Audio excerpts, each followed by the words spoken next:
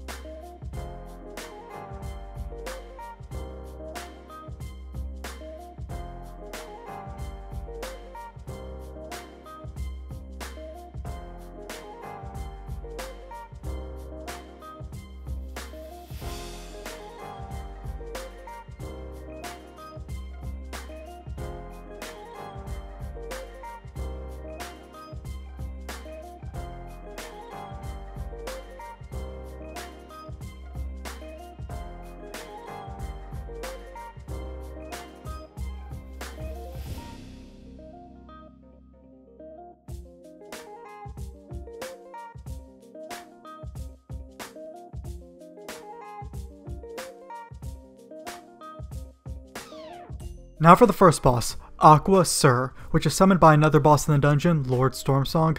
Pretty straightforward boss. He's going to cast something called Surging Rush. He'll pick a direction and charge towards it, then explode in melee range. Just don't be in front of his charge. There will also be blue swirls on the ground you can see. Don't stand in those. Then he'll cast something called Erupting Waters, where he'll break into 3 smaller adds. These adds do the same abilities as the boss, like the Surging Rush for example, but they do 40% less damage than him. Just kill each of these 3 adds and it will hurt the boss. Then you can finish the fight.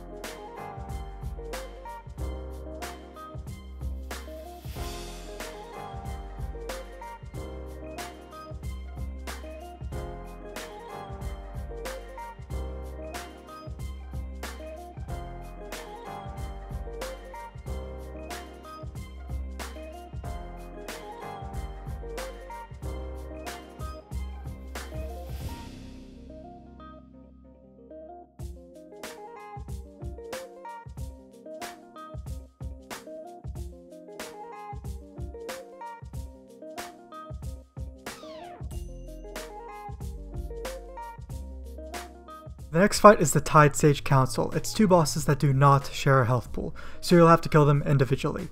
Gale Caller Fae will repeatedly cast a Slicing Blast on the group, which should be interrupted.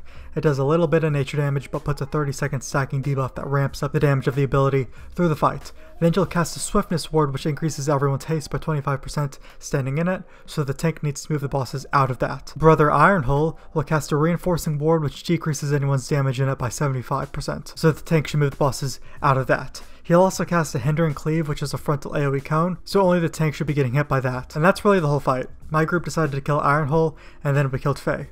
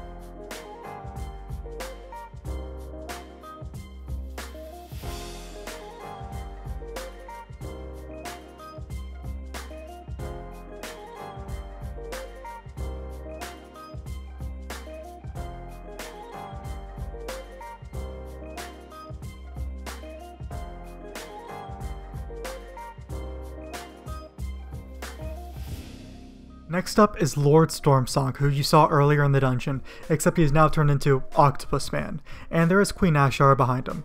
He'll cast an interruptible Void Bolt ability. You can interrupt those if you want. He will then cast Waken the Void, which will put 5 purple swirls on the ground, which will spawn 5 purple balls, and each ball will fixate random players.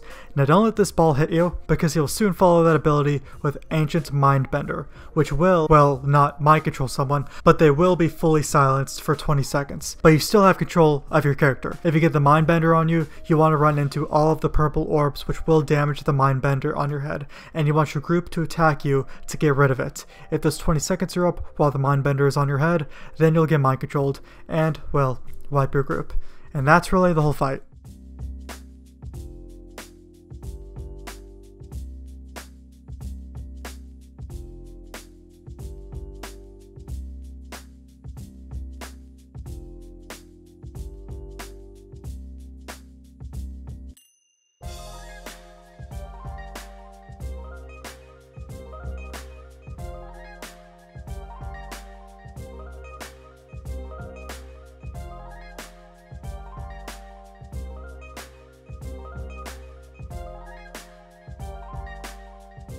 Now for the final boss, Volzith the Whisperer. Now currently on the beta, this boss is, well, bugged. I only got to see half of it before he just despawned.